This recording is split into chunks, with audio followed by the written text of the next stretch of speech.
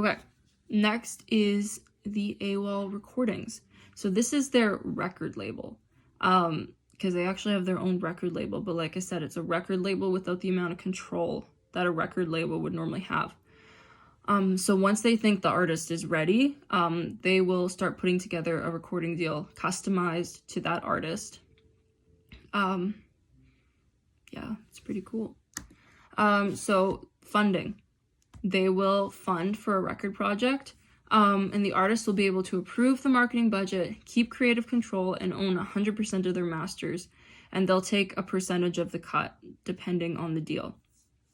Worldwide artist marketing. So they'll provide worldwide marketing for the artist, from digital campaigns to brand collections, social rollouts, all that kind of stuff. And then global promotion.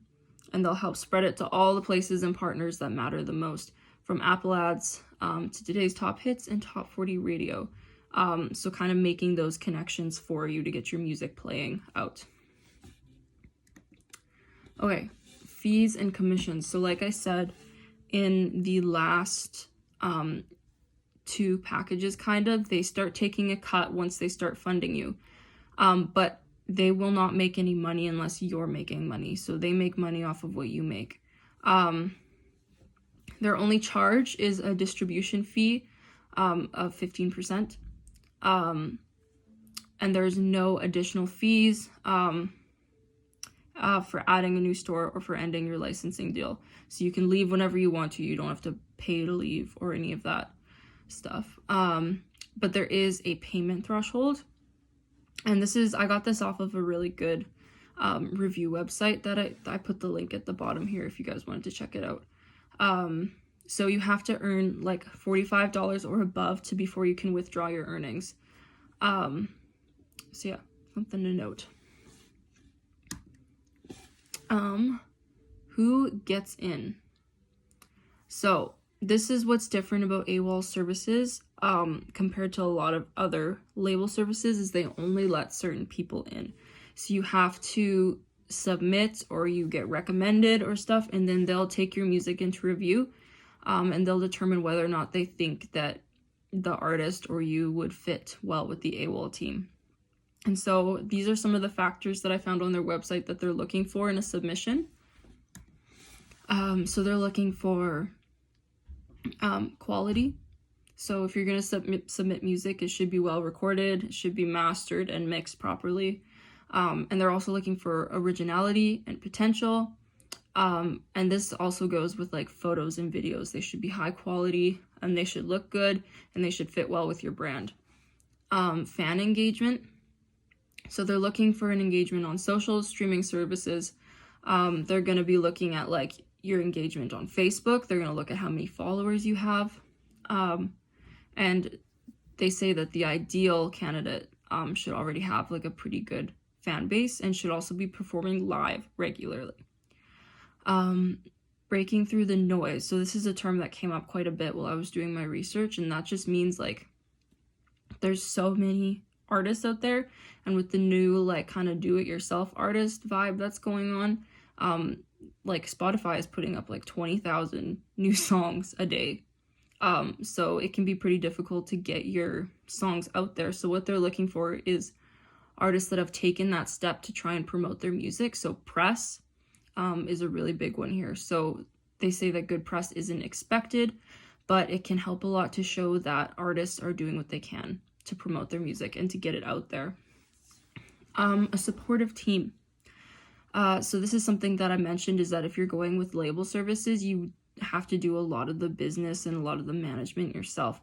So they say that having a supportive team behind you can be a really big step in the right direction, especially if you're looking to get in with AWOL.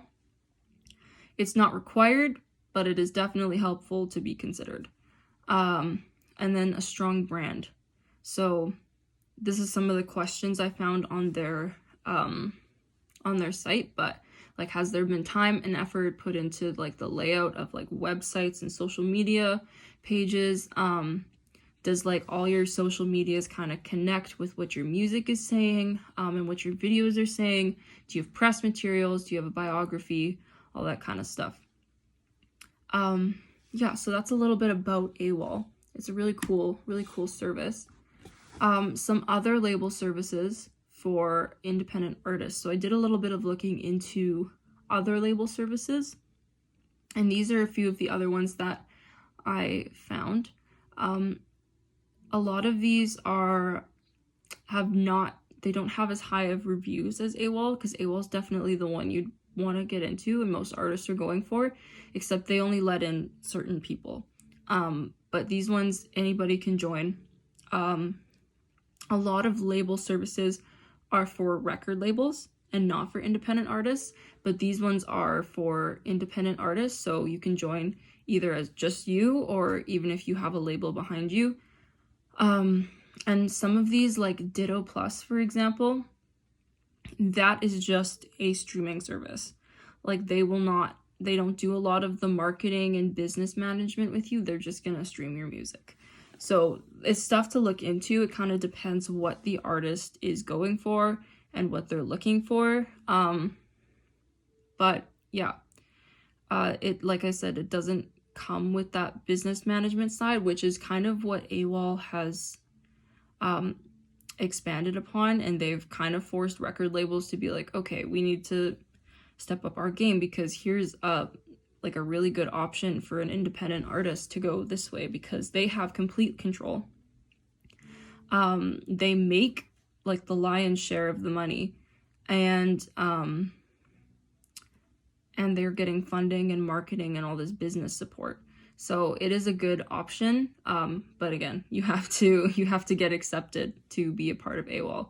But these are some other label services that you can look into if you're looking for something that you can get accepted into easily, or that you don't have to have permission to use.